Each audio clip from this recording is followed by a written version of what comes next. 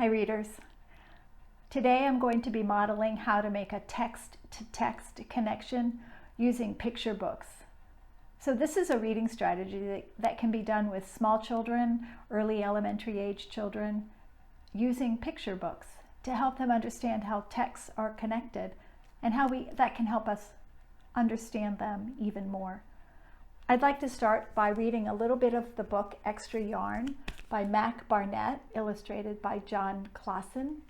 This is a fantastic story that helps us learn a lesson at the end that I think most children can relate to. I would like you to pay particular attention to the colors of the pages as I show them to you, because that's important as we make our connection.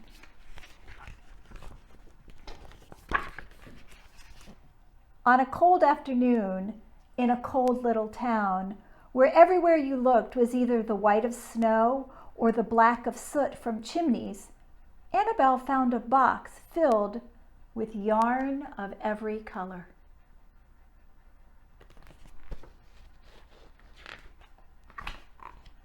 So she went home and knit herself a sweater. And when Annabelle was done, she had some extra yarn. So she knit a sweater for Mars too. But there was still extra yarn. And as we go through the story, we see how she creates knitted items for many of the people as she meets them. And our pages slowly go from black and white with a small amount of color to more colorful and more colorful, until we get to the page where, oh look, we even have some people who don't want to be knit for, and she knits for them. Do you see how our colors in our pages are changing? And that makes us ask the question, well, how are the people in the story feeling as the colors change? Usually people are feeling happier the more colorful the illustrations are. And then we read, things began to change in that little town, moving from all black and white, which feels a little cold, doesn't it? To what do we notice here? Very colorful, warm, and happy. Well, something happens to the box of yarn. Our pictures take a dark turn again. You can see our pictures take a dark turn. The reader starts to feel a little bit unhappy. There's our villain. I really recommend you read this book, Extra Yarn. It's a fantastic story, but it also has a wonderful lesson for students. But the connection that I'd like to make to this story is to this other story called The Night Gardener.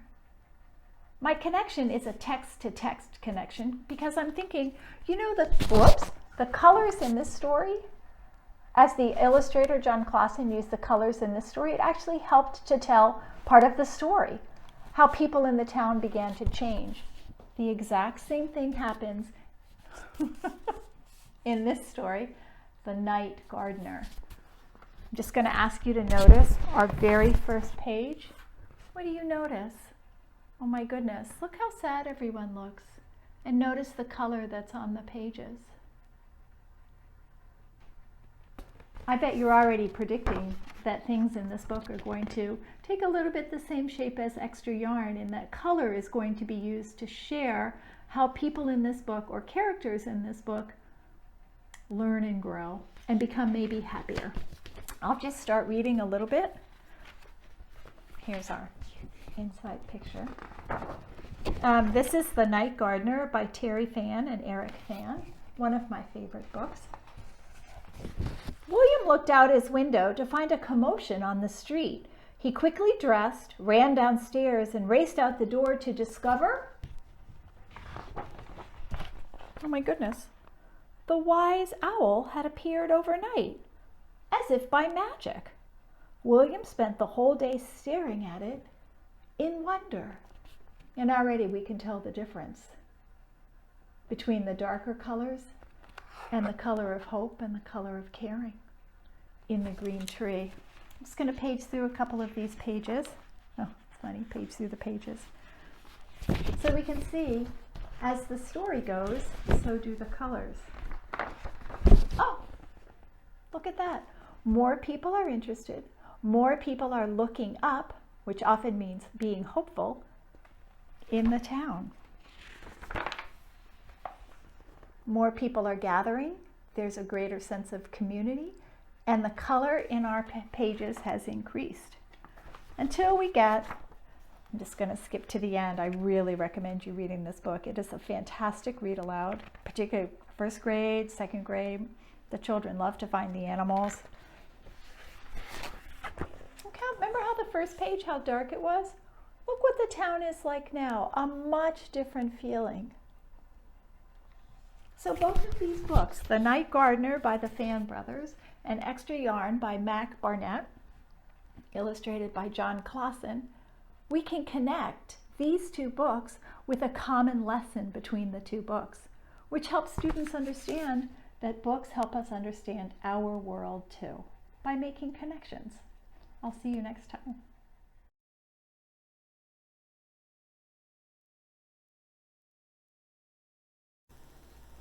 Hi readers. Today we continue our discussion about how to make meaningful connections as we read texts. Today I'd like to share part of this story, Last Stop on Market Street by Matt Della Pena. He wrote the words and the illustrations by Kristen Robinson.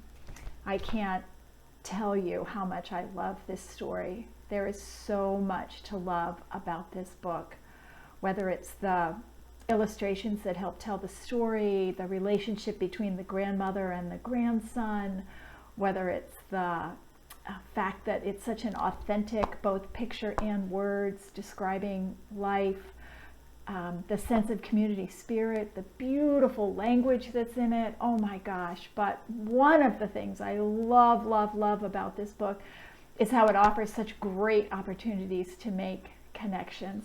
So I'd like you to read the inside flap so you get a sense of what this book is about. On Sundays, CJ and his Nana ride the bus across town to their stop on Market Street. But today, CJ's not happy about it. Today, he's wondering out loud why they have to wait in the rain and why they don't have a car like his other friends. But it's Nana who opens young CJ's eyes and shows him the real beauty in the world around them. So I'd like to read just a couple of excerpts and model how to make, in particular, a connection to self, text to self, and also a connection text to world. So we pick up the story when they're already on the bus. Nana and CJ are on the bus, and I'd like to read a couple of pages. Let me show you the pictures. Oh, here's my little bookmark. Two older boys get on next. CJ watched as they moved on by and stood in back. Sure wish I had one of those, he said. As you can see, he's wishing he had a music, like a phone or an iPod or something that he could listen to. Sure wish I had one of those, he said. Nana set down her knitting. What for? You got the real live thing sitting across from you. Why don't you ask the man if he'll play us a song? CJ didn't have to. The guitar player was already plucking strings and beginning to sing. To feel the magic of music, the blind man whispered, I like to close my eyes. Nana closed hers too.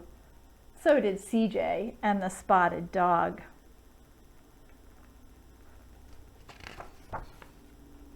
And in the darkness, the rhythm lifted CJ out of the bus, out of the busy city.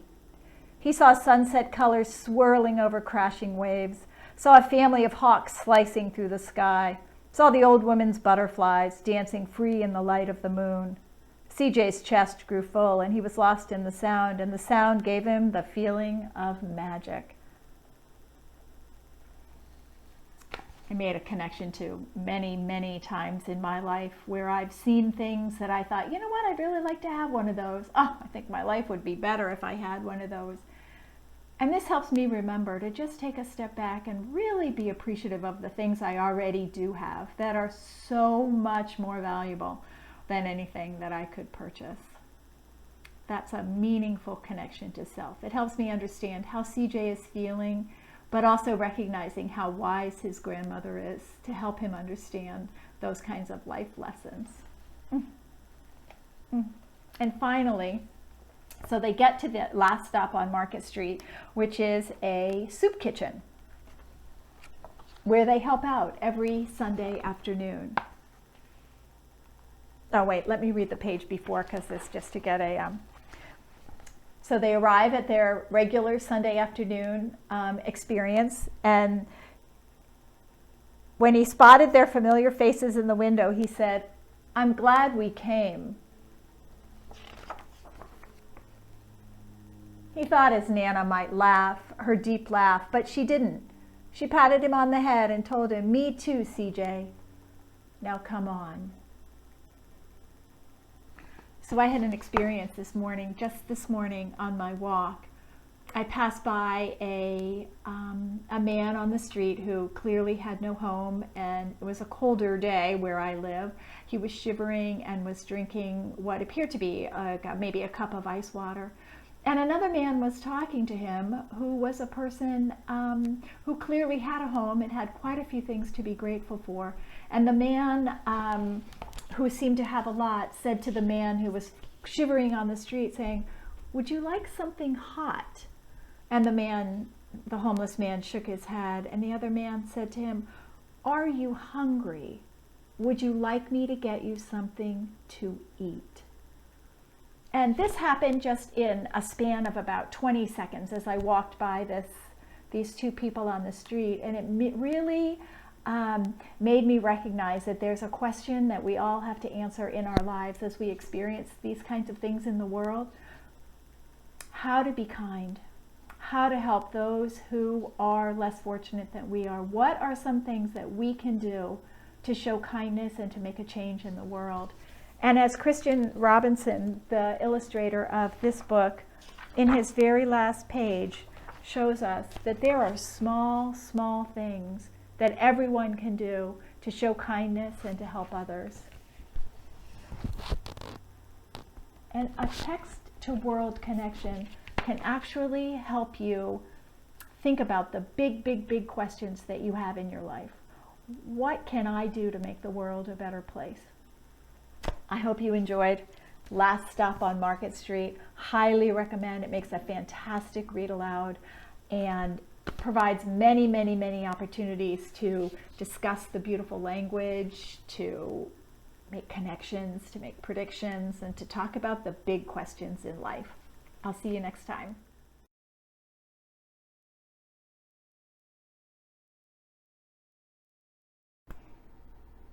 Hi readers. I'd like to leave you with one final thought today about making connections. In the videos that I modeled how to make connections, I think I focused on some of the bigger questions that we meet in life. The thing about connections is they can come in many shapes and many sizes. The important thing is that they increase comprehension. They allow a student to connect to something that they already know and increase their understanding. For example, yesterday I was looking for Bigfoot with a second grade student of mine. By the way, these Step Into Reading books are wonderful if you have students who tend toward nonfiction or liking to read about science things. They're pretty carefully leveled, and they can really provide a lot of really good information at a really nice reading level, so kids can read them and understand them. Anyway, I was reading with a student. I'll just show you where we were. So this is a story about Bigfoot. Is Bigfoot real? How do you know? What do you think? Those kinds of things. Bigfoot researchers believe that Gigantopithecus, that guy right there, crossed the land bridge and traveled south to what is now the Pacific Northwest. So my student and I had a little bit of a discussion about what the land bridge might look like and how it developed.